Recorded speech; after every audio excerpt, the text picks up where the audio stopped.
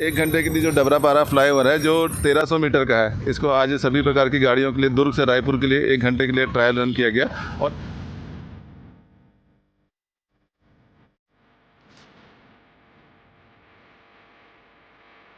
ये सड़क का ये वाला जो हिस्सा, मैं कहूँगा सचिन इसको दिखाएं, ये वाला जो हिस्सा है थोड़ा सा ढलान वाला है। हाँ जी। तो लोगों का बड़ा सवाल है कि क्या जर्क वाली कोई स्थिति होगी, क्या कोई दुर्घटना ना हो जाए इस तरह।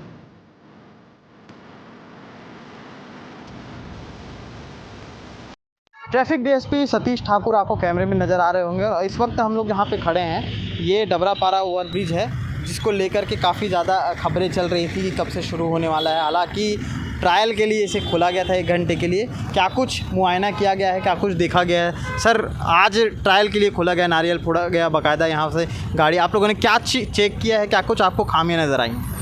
आज 1 घंटे के लिए जो डबरापारा फ्लाईओवर है जो 1300 मीटर का है, इसको आज सभी प्रकार की गाड़ियों के लिए दुर्ग से रायपुर के लिए 1 घंटे के लिए ट्रायल रन किया गया। और उसमें जो इंजीनियर्स थे उसमें ये देखा कि जो गाड़ियां हैं किसी प्रकार की जर्क तो नहीं कर रही है, कोई जंप तो नहीं कर रही है, आसानी से गाड़ियां गुजर रही है। क्योंकि ये फ्लाईओवर पहला फ्लाईओवर है ऊपर, उसके बाद दूसरा फ्लाईओवर जो रेलवे लाइन है उसके ऊपर से भी है, तो काफ़ी स्मूथ गाड़ियाँ गुजर रही है, इसमें किसी प्रकार की दिक्कत नहीं है। और 28 तारीख को पूरा प्रयास रहेगा कि सभी प्रकार की गाड़ियों को दोनों तरफ की रोड के लिए, दुर्ग से रायपुर और रायपुर से दुर्ग के लिए इसको चालू कर दिया जाएगा। लगभग 35 से 40 हज़ार गाड़ियाँ प्रतिदिन इस ब्रिज से गुजरेगी और जो समय लगता था लोगों को रायपुर जाने के लिए वो समय काफ़ी बचेगा। और जाम लगता था, लोग काफ़ी परेशान होते थे, उससे भी राहत मिलेगा। तो निश्चित रूप से बहुत बड़ी सौगात लोगों को मिलेगी। स्पीड क्या रहनी चाहिए, क्योंकि लोग अभी भी अपने मनमाने चलाते हैं स्पीड में, तो क्या एक हाँ, निश्चित रूप से जो 40 और 60 की स्पीड में लोगों को इसमें चलना चाहिए। हाईवे में काफ़ी ट्रैफिक है, इसमें सभी प्रकार की गाड़ियाँ चलती है।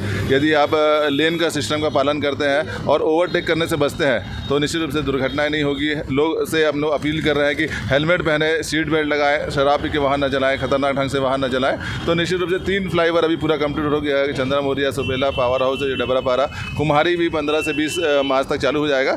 तो रायपुर पहुँचने में मुश्किल से 55 मिनट में लोग यदि निर्धारित स्पीड में चलते हैं तो आसानी से वहाँ पे पहुँच सकेंगे। तो ये ट्रैफिक डीएसपी थे जिन्होंने बताया कि किस तरह से कितनी स्पीड होनी चाहिए। सारे जर्क को चेक किया गया है, कहीं से कोई ऐसी दिक्कतें तो नहीं है। एनएच के जो जिम्मेदार हैं उनसे बात करते हैं, उनसे जानने की कोशिश करते हैं, क्योंकि उन्होंने अपनी टीम के साथ यहाँ पर वो चीज़ों का निर्माण किया है और इसके बारे में उनसे जानते हैं कि वो और भी क्या अच्छी चीज़ें बता सकते हैं। क्योंकि इस ब्रिज में जो ये हिस्सा देख रहे हैं ये थोड़ा सा जर्क वाला हिस्सा बताया जा रहा है, इसलिए वहीं पर जाकर के बात करते हैं उनसे कि क्या इस पर गुंजाइशें हो सकती हैं और क्या कोई ख़तरा इन फ्यूचर हो सकता है क्या। एनएच के सेफ्टी इंजीनियर कमल राजपूत इस वक्त मेरे साथ हैं, जो लगातार ट्रैफिक डीएसपी और तमाम ट्रैफिक की जो यातायात के जो पुलिसकर्मी आए हुए थे उनके साथ मुआयना कर रहे थे उस सड़क का, जिस सड़क के निर्माण में इनका खुद का हाथ रहा है। सर, आज मिठाइयाँ खिला करके जिस ट्रायल लिया गया, पहली दफ़ा मेरे ख्याल से गाड़ी गुजरी है यहाँ से डबरापारा से।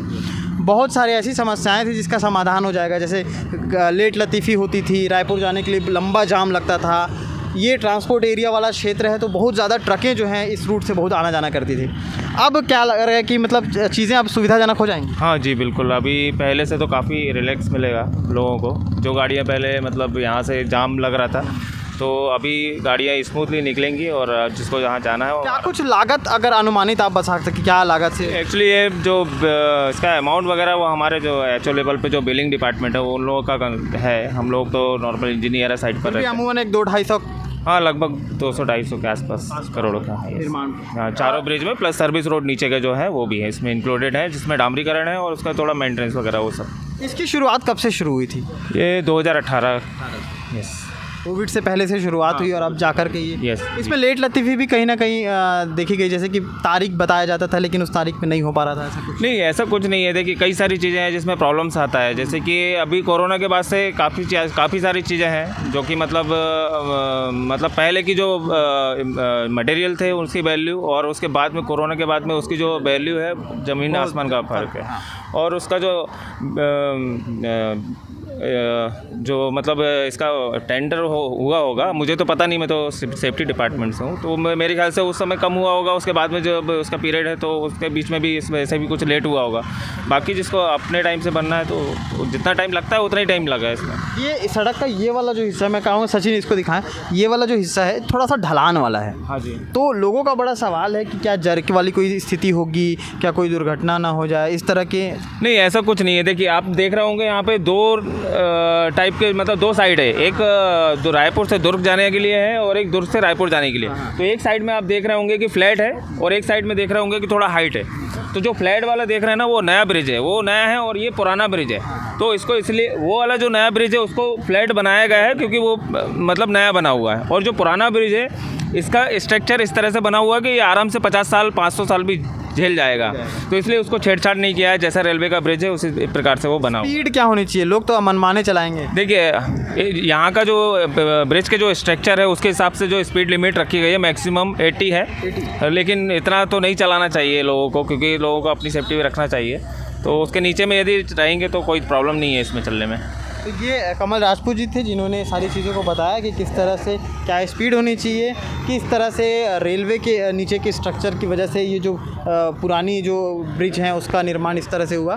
तो ये सारी चीज़ें हैं। अब 28 तारीख का इंतज़ार रहेगा क्योंकि 28 तारीख को ओवरब्रिज को पूरी तरह से खोल दिया जाएगा। तो एक बड़ी खुशखबरी भी है क्योंकि लगातार जो नीचे जाम लगता था रायपुर आने जाने वालों के लिए, कम समय में वो रायपुर पहुंच जाएंगे।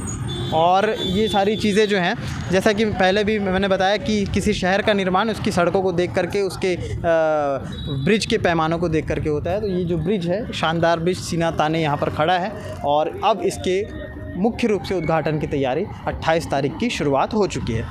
उस समय क्या क्या अपडेट रहेगी लगातार इस सड़क से जुड़ी हम आपको दिखाते रहेंगे। देखते रहिए केपी न्यूज़। शुक्रिया।